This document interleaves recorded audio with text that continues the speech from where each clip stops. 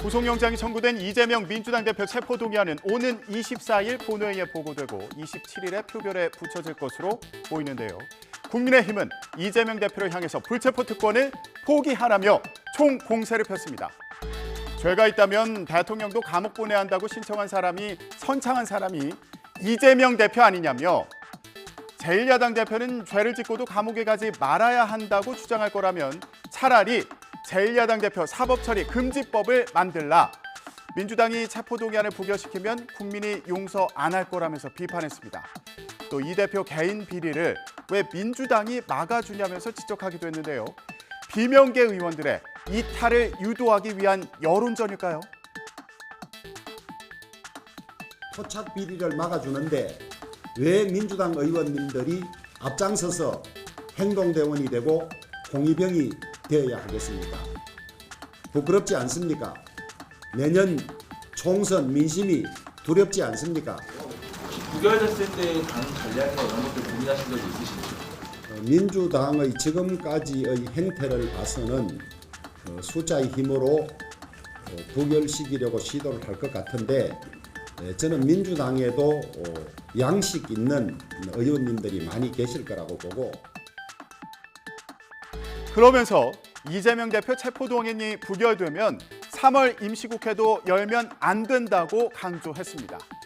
불체포 특권은 회기 중에만 적용되는 만큼 오는 28일 2월 임시국회가 끝난 뒤 검찰이 영장을 재청구하면 그때는 영장 심사를 받으러 나가라는 겁니다. 만약에 민주당 의원들이 오판을 해서 체포동의안이 통과되지 않는다면 임시국회 회기가 2월 28일까지이기 때문에 3월 1일부터는 회기가 없습니다. 민주당이 방탄국회를 열지 않으면 됩니다. 임시국회를 열지 않으면 바로 영장심사를 받으면 됩니다. 민주당은 강하게 반발했습니다. 의원들의 홍위병에 빗댄 국민의힘 주장에는 스스로를 먼저 돌아보라면서 받아쳤습니다. 홍위병은 민주당이 아니라 국민의힘 안에서 찾는 게 훨씬 빠르지 않을까요? 전당대회에서 완장찬 윤핵관들이 거들먹거리는 모습을 온 국민들이 지켜보고 있습니다. 또 불체포 특권은 이럴 때 쓰는 거다. 정치 공작을 막기 위해 헌법이 부여한 권리라면서 불체포 특권 포기를 촉구한 국민의힘당에서 공세를 폈습니다. 민주당은 체포동의안 부결을 당론으로 하기보다는 자율투표에 붙일 것으로 보이는데요. 그렇더라도 단합이 이루어질 거라면서 부결을 자신했습니다. 들어보시죠.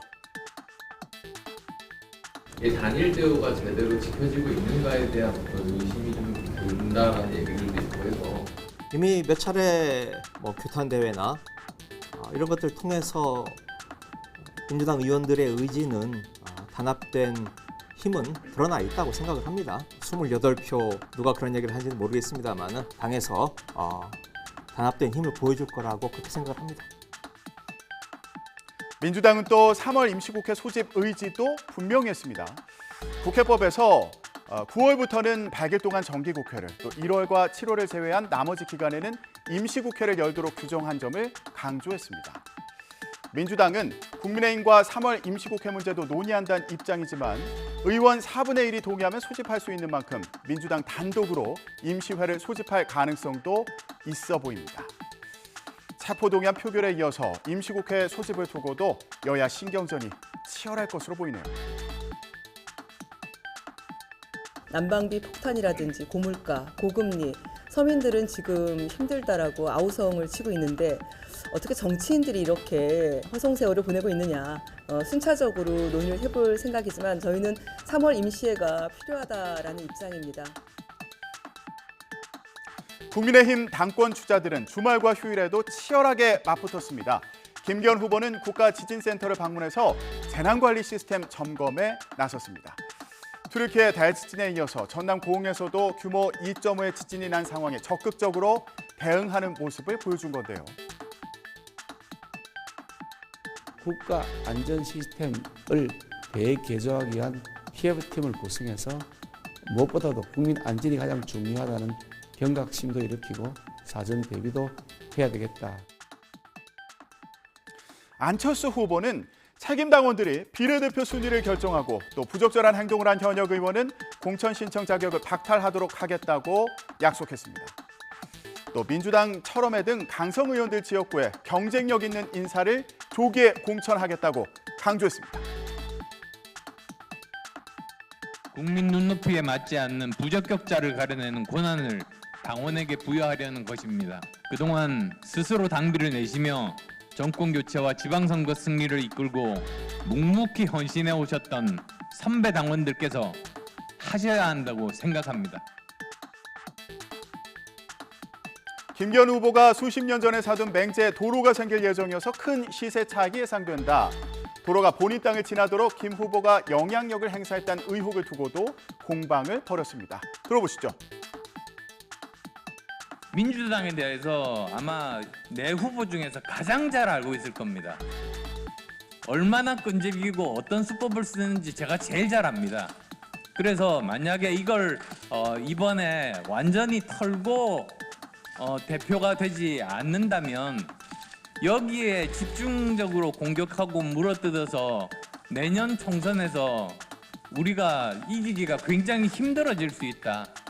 아니면 말고식의 민주당 DNA를 계속 가지고 계시면 참 곤란하겠다는 생각을 합니다. 이미 다 사실관계가 밝혀졌는데도 불구하고 계속해서 허위 뉴스, 허위 조작된 가짜 뉴스를 퍼나르게 하신다 그러면 대표의 자격이 없다는 점을 다시 한 번 더 명확하게 말씀드립니다.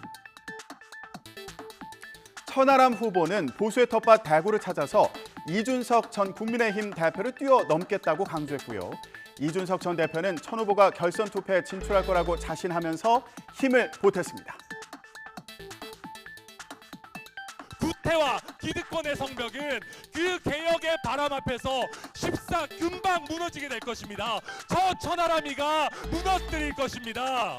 그래서 저는 지난번에 이준석 대표가 열었던 그 성문을 더욱 활짝 열겠습니다.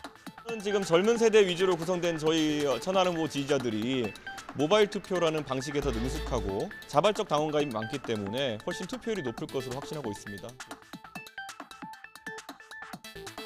국민의힘 당대표 후보들은 이제 두 번째 TV토론에서 맞붙습니다.